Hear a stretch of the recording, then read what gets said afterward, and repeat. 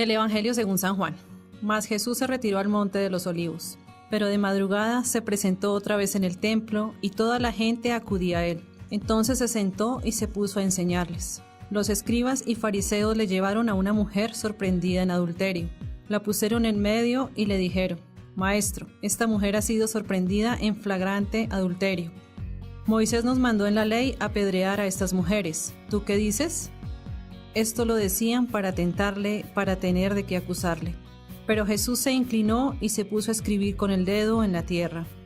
Pero, al insistir ellos en su pregunta, se incorporó y les dijo: Aquel de vosotros que esté sin pecado, que le arroje la primera piedra. E inclinándose de nuevo, siguió escribiendo en la tierra. Ellos, al oír esas palabras, se fueron retirando uno tras otro, comenzando por los más viejos. Jesús se quedó solo con la mujer que seguía en medio. Jesús se incorporó y le preguntó: Mujer, ¿dónde están? Nadie te ha condenado. Ella respondió: Nadie, Señor. Jesús replicó: Tampoco yo te condeno. Vete y no vuelvas a pecar. Nuestro saludo y bendición para todos los que nos siguen a través de las redes sociales, para este espacio en el cual reflexionamos en torno a la palabra de Dios para cada domingo. Ahora lo hacemos en torno a la palabra divina del quinto domingo de la Cuaresma ciclo C. La clave de lectura de los textos de hoy es la experiencia de liberación de la esclavitud del pecado. La primera lectura, tomada de Isaías capítulo 43, versículos 16 a 21, hace una relectura del primer éxodo del pueblo de Israel en clave de esperanza.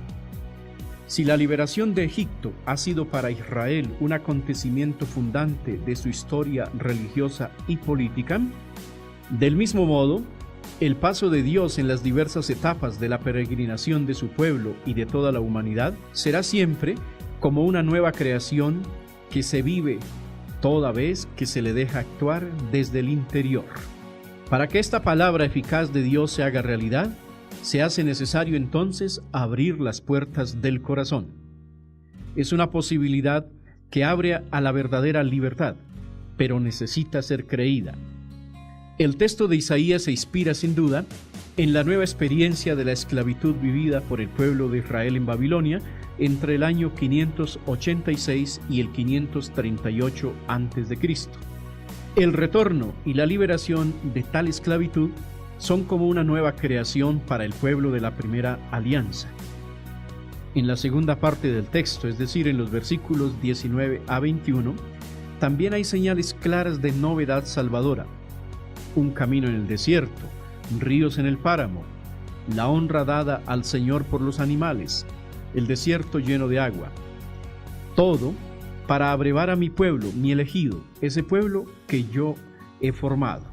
O como canta el Salmo de hoy, Salmo 125, en los versículos 1-2, cuando el Señor repatrió a los cautivos de Sión, nos parecía soñar.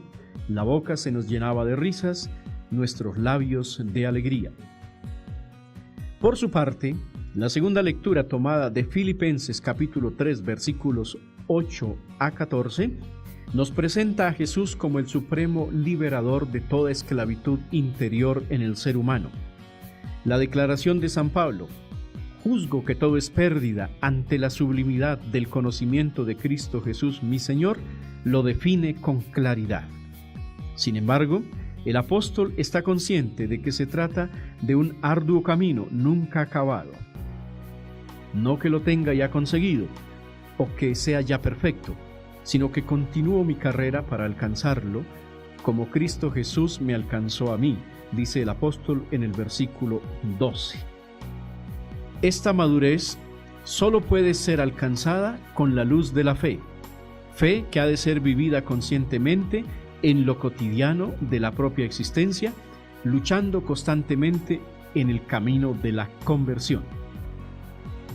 Por su parte, el Evangelio de este domingo, tomado de Juan capítulo 8, versículos 1 a 11, reporta con una fuerza histórica incontrovertible la actitud misericordiosa y liberadora de Jesús hacia los pecadores y los marginados.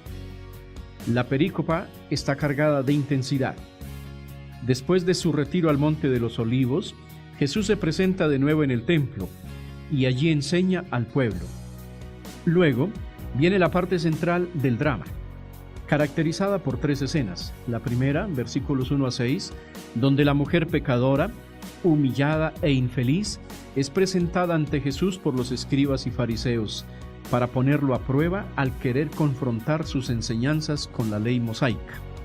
Jesús, si diese oídas a su pedido, debería pronunciarse contra la ley de Moisés, perdonándola, o contra el derecho romano, condenándola a la lapidación.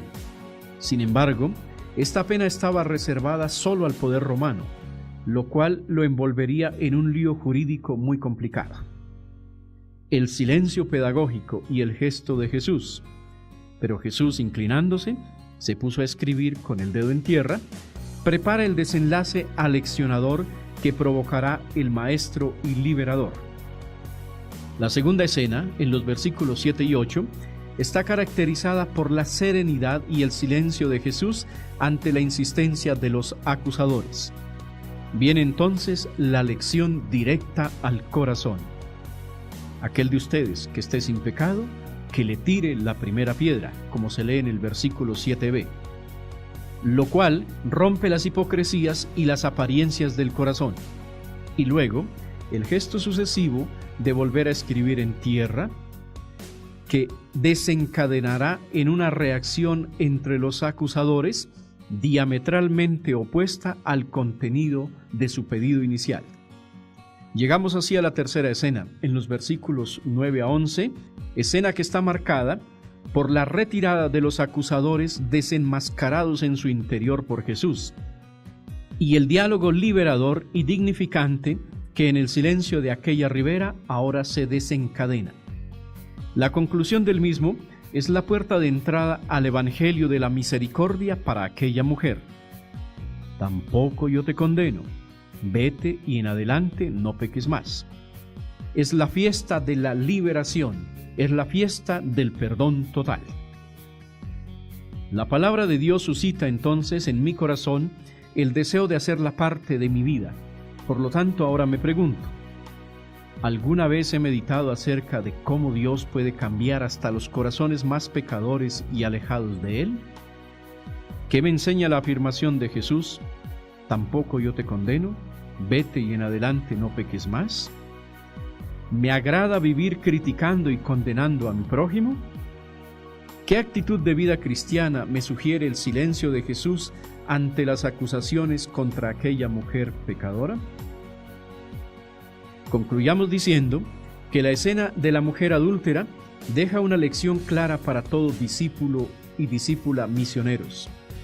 Ninguno puede estar tan seguro de sí. Nadie puede considerarse libre de pecado, de culpa.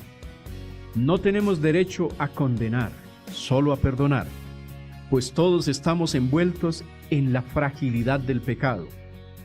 Surge entonces la necesidad de orar pidiendo el don de la humildad. Humildad para reconocer mi pecado, para sentirme necesitado de Dios, para dejar que el Señor realice su obra salvadora en mi prójimo, para pedir la gracia de mi propia conversión.